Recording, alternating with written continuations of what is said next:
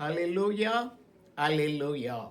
இந்த புதிய வருடத்தில் உங்களை இந்த நிகழ்ச்சியின் வாயிலாக சந்திக்க கிருபை செய்த என் தேவனை நன்றி நிறைந்த இதயத்தோடு துதிக்கிறேன். அருமையானவர்களே, இந்த புதிய வருடம் உங்களுக்கு மெய்யாகவே ஆசீர்வாதமான வருடமாக, விடுதலையின் ஆண்டாக இருக்கும் என்று நான் விசுவாசிக்கிறேன். நம்முடைய விசுவாசத்தின் படியே கிரியை செய்கிற தேவனுக்கு ஸ்தோத்திரம் உண்டாகட்டும். அருமையானவர்களே, இந்த நாளிலும் நம்முடைய நிகழ்ச்சிக்கு ஆதாரமாக ஒரு வசனத்தை வாசித்து நிகழ்ச்சிக்குள்ளே நாம் கடந்து போகலாம். வாசிப்போம். மத்தேயு எழுதிய சுவிசேஷம் 21வது அதிகாரம் 21வது வசனம். நீங்கள் விசுவாசம் உள்ளவர்களாய் ஜெபத்திலே எவைகளை கேட்பீர்களோ அவைகளை எல்லாம் பெறுவீர்கள் என்றார். நீங்கள் விசுவாசம் உள்ளவர்களாய் ஜெபத்தில் எவைகளை கேட்பீர்களோ அவைகளை எல்லாம் பெறுவீர்கள் என்றார். எந்த சூழ்நிலையிலே என் ஆண்டவர் இயேசு இந்த வார்த்தைகளை தன்னுடைய சீடர்களுக்கு சொன்னார் என்பதை அருமையான தேவ பிள்ளைகளே நாம் நன்றாக அறிந்திருக்கிறோம். ஆனாலும் அந்த காரியத்தை நான் சில வார்த்தைகளிலே சொல்லி முடித்து ஜெபத்திற்கு போகலாம் என்று நான் விரும்புகிறேன். ஆண்டவர் பெத்தானியாவிலிருந்து காலையிலே புறப்பட்டு தன்னுடைய சீடர்களோடு நகரத்திற்கு வந்து கொண்டிருக்கிறார். வருகிற வழியிலே ஆண்டவருக்கு பசி உண்டாகிறது. பசி உண்டான நேரத்திலே அருகாமையிலே, அந்த பாதையின் அருகாமையிலே இருந்த அத்திமரத்தை ஏறிட்டு பார்க்கிறார்.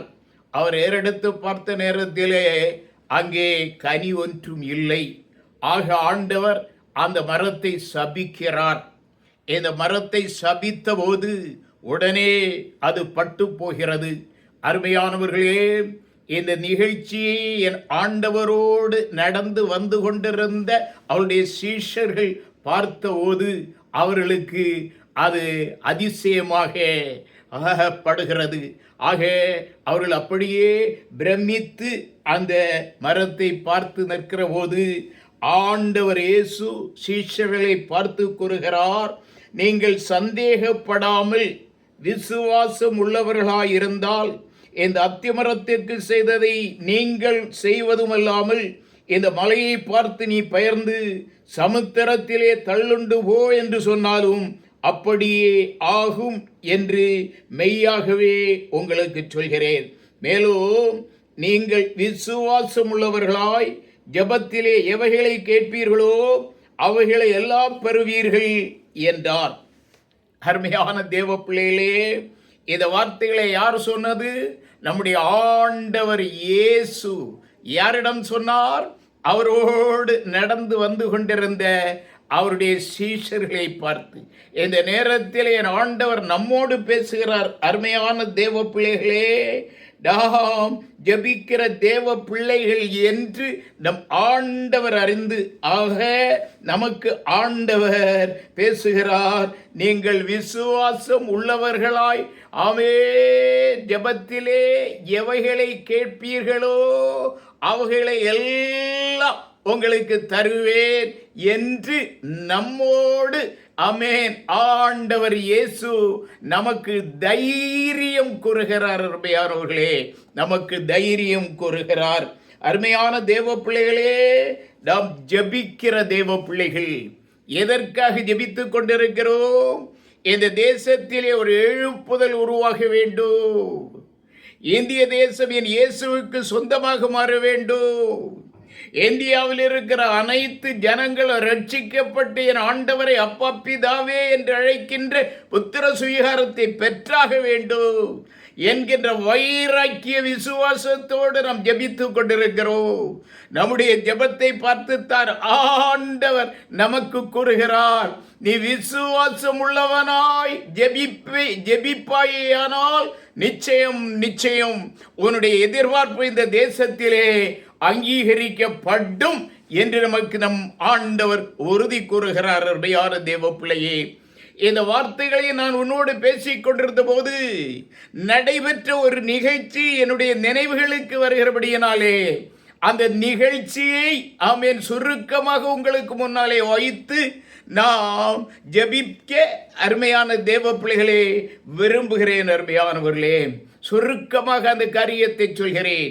40 ஆண்டுகளுக்கு முன்னாலே ஒரு கேரளா பிரசங்கியார் ஒரு கன்வென்ஷன் கூட்டத்திலே இந்த காரியத்தை பேசினார். அது இப்பொழுது எனக்கு ஞாபகத்திலே வருகிறபடியினாலே இதற்கு ஆமென் எடுத்துக்காட்டாக அந்த நிகழ்ச்சியை நான் உனக்கு முன்னாலே வைக்க விரும்புகிறேன். தேவ பிள்ளையே, ஒரு வயதான தாய், விதவை தாய், அவள் ஊருக்கு ஒதுக்குப்புறத்திலே தனக்கு இருந்த ஆமென் ஒரு மலைப்பாங்கான பூமியிலே, பாறைகள் நிறைந்த ஒரு பூமியிலே, ஒரு பகுதியிலே ஒரு குடிசையை அமைத்து அந்த குடிசையிலே அவளும் அருமையான தேவ பிள்ளைகளே, அவளுடைய பேத்தி பிள்ளைகள், மகளுடைய பிள்ளைகள் 2 பேருமாக சேர்ந்து அந்த ஊருக்கு ஒதுக்குப்புறமான அந்த மலை சாரலிலே இருந்த அந்த பாறைகள் நிறைந்த பகுதியிலே ஒரு குடிசை வீட்டிலே வாழ்ந்து கொண்டிருந்தார்கள். இந்த அருமையான தாய், இந்த விதவை தாய், இந்த வயதான தாய், விசுவாசமுள்ள தேவ பிள்ளை, ஒழுங்காக ஆலயத்திற்கு போவாள், ஆராதனையிலே கலந்து கொள்வாள், கர்த்தருக்கு சாட்சியாக வாழ்ந்து கொண்டிருந்தாள். இப்படியாக ஒரு நாள் ஞாயிற்றுக்கிழமை அவள் ஆலயத்திற்கு போய் அந்த ஆலயத்திலே ஆராதனையிலே கலந்து கொண்ட நேரத்திலே அந்த தேவ மனிதன், அந்த பாஸ்டர் அன்றைக்கு வேதத்திலே இந்த மத்தேயு 21வது அதிகாரத்தை மையமாக கொண்டு இந்த வசனங்களை ஆதாரமாக கொண்டு ஒரு பிரசங்கம் செய்தார். அந்த பிரசங்கம் இந்த வயதான தாயை அப்படி அசைத்தது. அவளுடைய விசுவாசம் அப்படியே வர்த்திக்க அந்த பிரசங்க காரணமாக இருந்தது. அப்படியே அவள் வீட்டிற்கு வருகிறாள். வீட்டிற்கு வந்த தாய் அன்று முதல் அதிகாலையிலே தன்னுடைய வீட்டிற்கு முன்னாலே வந்து நின்று கொண்டு இயேசுவின் நாமத்தினாலே இந்த மலை பெயர்ந்து சமுத்திரத்திலே போக கடவது என்று அவள் ஜெபிப்பாளாம். இப்படியாக ஒவ்வொரு நாளும் அவள் காலை ஜெபத்திற்கு, குடும்ப ஜெபத்திற்கு முன்னாலே தன்னுடைய வீட்டிற்கு வெளியே வந்து முற்றத்திலே நின்று கொண்டு இயேசுவின் நாமத்தினாலே இந்த மலையே நீ பெயர்ந்து சமுத்திரத்திலே தள்ளுண்டு போ என்று அருமையான தேவ பிள்ளையே ஒவ்வொரு நாளும் அவள் ஜெபித்து கொண்டிருந்தாளாம். இந்த ஜெபத்தை கேட்டுக்கொண்டிருந்த அவளுடைய 2 பேத்தி பிள்ளைகளும் அவளை அப்படியே பரிகாசம் பண்ணுவார்களாம். ஆனாலும் அந்த தாய் அந்த ஜெபத்தை அவள் நிறுத்தவில்லை. தொடர்ந்து நாட்கள் போயிற்று, மாதங்கள் கடந்து போயிற்று. அவள் ஒவ்வொரு நாளும் வீட்டிற்கு முன்னாலே வந்து அதிகாலையிலே இயேசுவின் நாமத்தினாலே மலையே நீ பெயர்ந்து கடலுக்குள்ளே போ என்று விசுவாசமாக பேசி ஜெபிப்பாளாம்.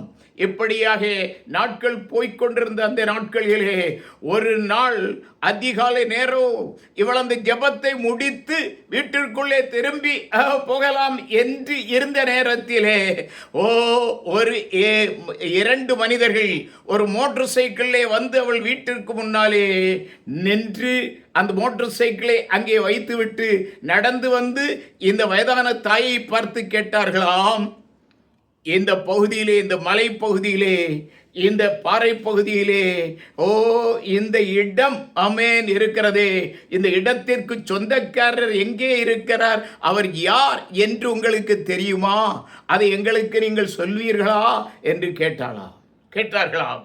அதற்கு அந்த தாய் சொன்னாளாம், நான் தான் ஐயா இந்த பூமிக்கு சொந்தக்காரி என்று சொன்னாளாம். அந்த நேரத்திலே அந்த மனிதர்கள் கேட்டார்களாம், நாங்கள் இந்த பகுதியிலே இருக்கிற கடலுக்கு கரை கட்டுகிற அந்த பணியை துவங்க இருக்கிறோம். இந்த கற்களால் கட்ட வேண்டும். அதற்கு தேவையான கற்களை இங்கே எடுத்து வருவதற்கு கல்குவாரி இங்கிருந்து வெகு தூரத்தில் இருந்து கொண்டிருக்கிறது. ஆக இந்த பகுதியிலே உன் வீட்டை சுற்றிலும் இருக்க இந்த மலைப்பகுதியிலே ஏராளம் பாறைகள் இருக்கிறதே, இந்த பாறையை எங்களுக்கு நீங்கள் தருவீர்களே, ஆனால் அதற்கு உரிய கிரயத்தை நாங்கள் உங்களுக்கு தருவோம், தர உங்களுக்கு மனதுண்டானால் எங்களுக்கு சொல்லுங்கள் என்று கேட்டார்களாம். அருமையான தேவ பிள்ளையே, அந்த தாய் ஆமென் சந்தோஷமாக அவர்களுக்கு தருகிறேன் என்று வாக்களித்தாள். அருமையானவர்களே, சில நாட்களிலேயே அந்த பாறைகளை கடலுக்கு கொண்டு போகின்ற அந்த முயற்சிகள் அங்கே ஆரம்பித்தது. பாறைகள் அடிக்கப்பட்டது, கற்கள் லாரி லாரியாக கடலுக்கு சென்று கொண்டிருந்தது. ஒவ்வொரு லாரிக்கும் என்ன தொகை என்பதை பேசி அவர்கள் அந்த தாய்க்கு ஒவ்வொரு நாளும் கொடுத்து கொண்டிருந்தார்கள். அருமையானவர்களே, 2 வருடங்கள். இந்த 2 வருடங்களில் அனைத்து பாறையும் எங்கே போயிற்று? கடலுக்கு போயிற்று. அருமையான தேவ பிள்ளையே, இந்த நாட்களிலே அந்த பாறை விற்ற அந்த பணத்திலே இந்த அருமையான தாய் தன்னுடைய 2 பேத்தி பிள்ளைகளுக்கு திருமணம் நடத்தி வைக்கிறாள். மாத்திரமல்ல, குடிசையிலே இருந்து கொண்டிருந்த அந்த தாய் தனக்கென்று ஒரு கான்கிரீட் வீட்டை கட்டுகிறாள் அந்த பூமியிலே.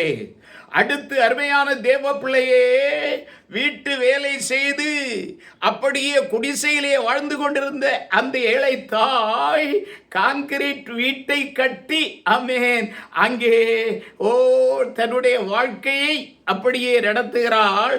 மாத்திரமல்ல, பூமி முழுவதும் அப்படியே அருமையான தேவ பிள்ளையே விவசாய நிலமாக மாறுகிறது.